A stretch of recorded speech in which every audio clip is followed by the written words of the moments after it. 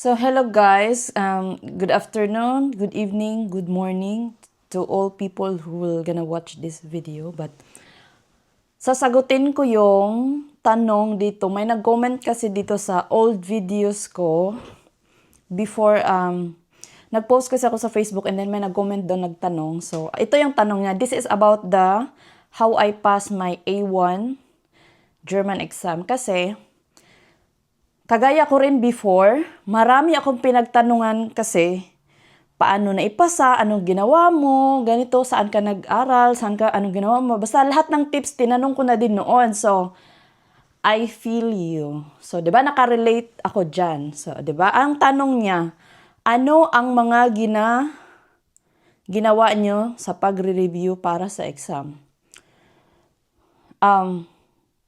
Para sa mga hindi nakakaalam, pag nag-asawa ka ng European, especially like German, basta European, tas may sarili silang language like German, Swiss German, Dutch, Netherlands, or whatever. Basta English kasi madali lang. I think may exam din sila na ganun. Pero pag German ang naasawa mo is, mag-aaral ka talaga ng language nila, day. At kailangan yun talaga dito para, lalong-lalo na sa akin, para sa permit, or bago ka pupunta dito, kailangan yun sa part of the requirements yun sa visa. And then, bago ka makapagtrabaho dito, kailangan ang mga certificate na language certificate dito. Ako, mayroon pa, A1 pa lang ang natapos ko and then may kailangan pa akong aralin na A2, may B1, B2. Minsan pa nga yung mga degree holder talaga is C1, C2. So, yun yung mga level na kailangan mo siyang aralin. So, here's the thing. Nung nag-aaral ako ng A1, syempre mahal day, hindi basta-basta day kasi unang-una day, mahal ang 2.5 months, mga ganyan, and mayroon naman mga intensive course, online, physical, like face-to-face talaga. Unang-una magbabayad ka ng tuition at hindi siya mura, mahal talaga siya day. Guys, mahal siya, no? So, hindi siya ganun. So, kailangan mag-invest ka talaga dyan, no? Kasi gusto mo nga sumama sa asawa mo sa Germany, sa Switzerland, or kahit saang bansa man yan, and basta may required na language, right? And kailangan yun sa requirements, part of the requirements. So, ang ginawa ko, para maipasa ko yun unang-una, nag-aral muna ako. Sa Pilipinas, nag-aral na din ako online. Pero hindi ako nakapag-exam doon kasi medyo mahaba ba yung marami kaming inasikaso at hindi ko na actually nakapagbayad na ako ng exam doon. Ikalawa is, magre-review ka bago mo ipasa. And then, bukod doon sa babayaran mong school fee, magbabayad ka pa para doon sa exam. Ngayon, okay lang naman kung hindi mo maipasa sa unang take mo kasi pwede mo siyang uulitin and then magbabayad ka lang ulit. O, diba? So, sa Pilipinas, kaya-kaya naman. Pero dito, kaya na din. So, ang ginawa ko is nag-review ako, bumili ako ng extra na book. Papakita ko sa iyo yung book na, ito yung mga books na, nandito kasi yung mga books ko. Ito yung mga books na ginagamit ko. Nag-aral talaga ako, as in nag-review talaga ako dahil kasi, syempre, hindi naman ako ganun katalino, no, para maging confident ako na maipasa ko talaga lahat, no. So, nag-review ako, bumili kami ng extra books kasi, nung nag-book ako ng exam, is mayroon pa akong allowance na 1 month. So, ang ginawa ko, sabi ko, papasa man ako hindi, at least, basta alam ko sa sarili kong ginawa ko ang lahat. 'Di ba? So, I spent like 1 hour, 2 hours, or 4 hours yata ang pinakamataas para sa pagre-review ko bago talaga. Kasi nahihiya ako kay Stefano, nahihiya ako sa magbabayad ng tuition ko, magbabayad ng exam ko, na hindi ko maipasa, 'di ba? Parang nakakahiya siya, dai. So, I purchased this one, extra book. Hindi ito siya galing sa binili namin talaga siya ng bukod. Profong's training for A1, ito siya for A1, and then, basta nag-study ako, nag-aral ako, nagbasa ako, nanood ako ng YouTube, lahat ng remedies, ginawa ko siya, and then, nag-nood ako ng YouTube, habang naglilinis ako, nakikinig ako, walang ibang tutulong sa'yo, kundi sarili mo lang talaga, diba? Para ito sa mga babaeng magtitake pa lang ng course ng German language, and then sa mga babaeng mag-i-exam, diba?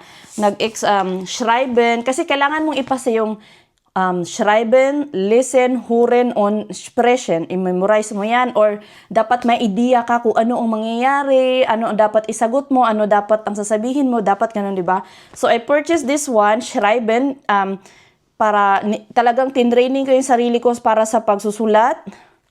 Yan. And then, mayroon itong link, itong libro na to, link, and then sample ng mga exam ng A1, and then pinapakinggan ko, ulit-ulit ko talaga. Pag alam kong may mali ako, uulitin ko na naman from the top, and then hanggang sa ma-perfect ko siya, hanggang sa maintindihan ko kung ano yung nangyayari doon. So, tinulungan ko talaga ng very, very hard ang sarili ko, dahil. And then, hören und sprechen.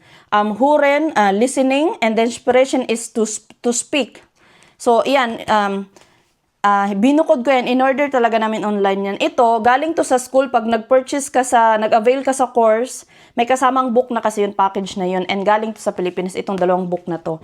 And then, ito naman yung book na ito, nung nag-aral ako dito ng 1-month intensive summer class para i-renew lahat ng pinag-aralan ko. Kasi hindi nga ako ganun ko confident. And then, ang dami kong mga papel na nasa dingding, sa mga pader na tinikit ko na bago ako matulog, titingnan ko muna sila para familiarize lang talaga sa aking mga sa mata ko para 'di ba? And then, yung marami akong ganito, notes. And then, babasahin ko yan, i-memorize ko yan hanggang sa, hindi naman kailangan i-memorize pala para, kasi hindi naman pag nag-exam ka, hindi naman kung anong pinag-aralan mo dito, same din sa magiging exam mo. At least may alam ka, may idea ka, meron kang basta may idea ka, nanood ako lagi ng YouTube. Like, I really spent like 1 hour, 2 hours, 3 hours every day. Okay, magpapahinga ako ng Saturday, Sunday, but sometimes talagang isisingit ko like 30 minutes, mag-i-study talaga ako niyan, dahil. Kasi, I just wanna make sure talaga, kasi dahil ang expensive talaga ng tuition, dahil. Like, nagbayad kami dito like, sa Switzerland, well, iba yun, ang Switzerland. I think Germany, medyo mura lang siya. Kung nasa Germany ka, well, okay lang kasi medyo mura lang naman siya, di ba? Sa Pilipinas, okay na rin. Pero dito, okay na din. Kaya naman, hindi na tayo pwedeng mag-complain, dahil kasi we're here. And then, ang maka-benefit din yan, tayo din naman. So, we just need to be grateful, right? Kasi kung hindi ka naman kung sasabihin mo sa sarili mo na ganito, blah, blah, blah, blah, hello, mag-aaral ka ba ng German or magte-take ka ba ng exam kung walang improvement ang life mo, diba? Just be grateful. Like for me, yeah, I just need to do is to pass the exam, review, and that's it. Sa awa ng Panginoon, dahil naipasa ko naman siya. So, ganun, dahil bumili ako ng books, gumawa ako ng maraming notes, nanood ako ng TV, podcast, YouTube, like kahit nakahiga ako sa kama, naka-on yung YouTube na yan, naglilinis ako, nakikinig ako sa, ito, ginagamit ko siya, ganon, nakikinig ako, 'di ba? So, lahat talaga. Kasi iniisip ko, kung magko-complain ako, may usad ba ang buhay ko?